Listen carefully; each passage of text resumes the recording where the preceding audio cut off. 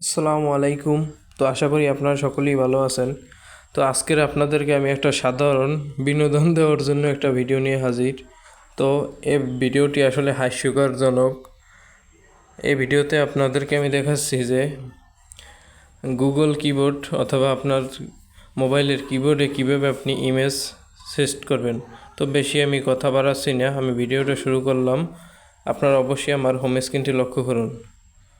তো আমি হোম স্ক্রিনে চলে আসলাম মোবাইলের, এবং এখন দেখতে পাচ্ছেন যে আমার ফটো সেট করার আগের আমার মোবাইলের কিবোর্ডটি দেখা যাচ্ছে এভাবে, গুগল কিবোর্ডটি। তো দেখতে পাচ্ছেন অলরেডি আমার সাধারণ কিবোর্ড দেখা যাচ্ছে, এবং আমার টেক্সটগুলোও দেখতে পাচ্ছেন কীভাবে আমি করলাম। তো এখানে আমার ল্যাঙ্গুয়েজ সব অপশনই আছে। তো এখন আমি আপনাদেরকে ইমেজ সেট করে দেখাবো যে আপনার একটা পছন্দের ফটো বা আপনার নিজের ফটো এটা কীভাবে সেট করবেন। তো প্রথমে আমি থিমে ক্লিক করলাম। এখানে আমার অলরেডি অনেকগুলো ছিল সেট করা, তো আপনাদেরকে আমি নতুনভাবে দেখাবো কীভাবে সেট করবেন। তো এখানে আপনি অনলাইন থেকেও আপনি ডাউনলোড করে সেট করতে পারেন, অথবা আপনার ফোনের গ্যালারি থেকেও পারেন, অথবা আপনি এখানে বিভিন্ন রকমের কালার থিম আছে সেগুলো পারেন। তো আপনাদেরকে আমি ফটো থিম দেখাবো।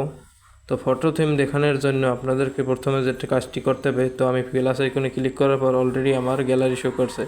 তো এখানে অনেকগুলো অ্যাভেলেবেল ফটো দেখা যাচ্ছে। তো এখান থেকে আমি একটা ফটো ক্লিক করব। তো ক্লিক করব যেহেতু এখানে আমি একটা ফটো ক্লিক করব।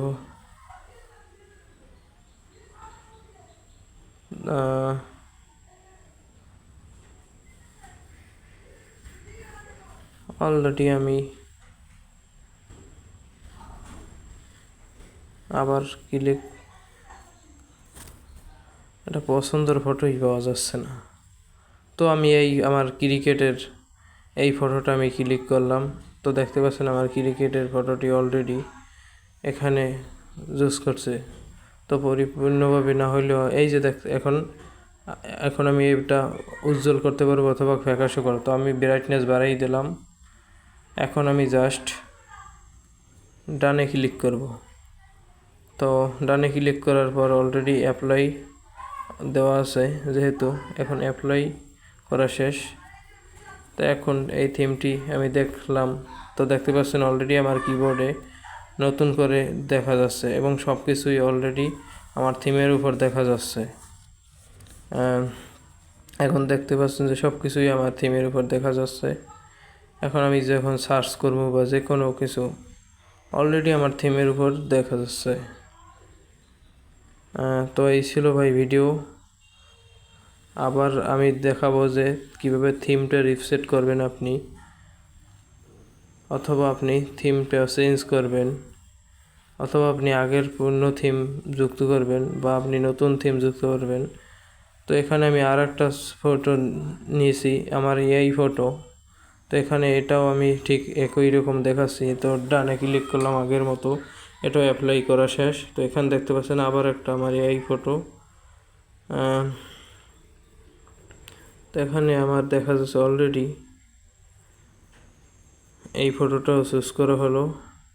এখন আপনাদেরকে আমি আবার দেখাবো যে কালার থিম।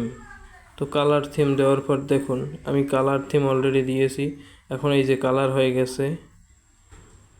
এবং আপনাদেরকে আমি আবারও দেখাচ্ছি যে আনথিম করবেন বা থিম শূন্য করবেন। তো আবার আপনাদেরকে আমি দেখেছি আনথিম করবেন যে পূর্বের মতো। তো দেখতে পাচ্ছেন আমার আগের মতো ফিরিয়ে আনছি।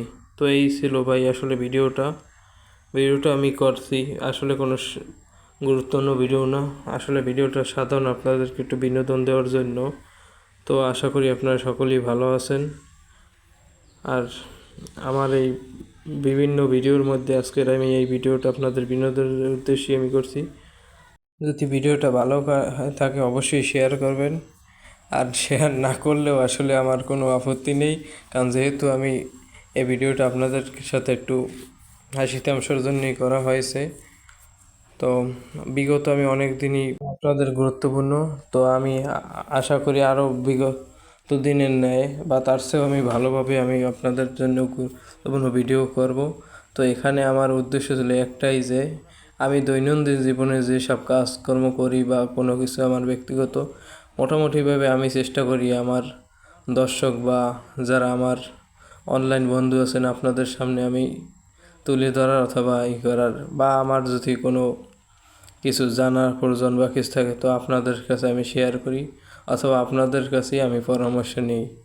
তো এই ছিল আমার ভিডিও, আসলে কিছু বলার নাই। তো আমি আসলে এখন বেশি সময় আর থাকছি না। তো আশা করি আপনারা সবাই ভালো থাকবেন, সুস্থ থাকবেন এবং আমিও যেন ভালো আমার জন্য দোয়া করবেন। তো আল্লাহ হাফেজ।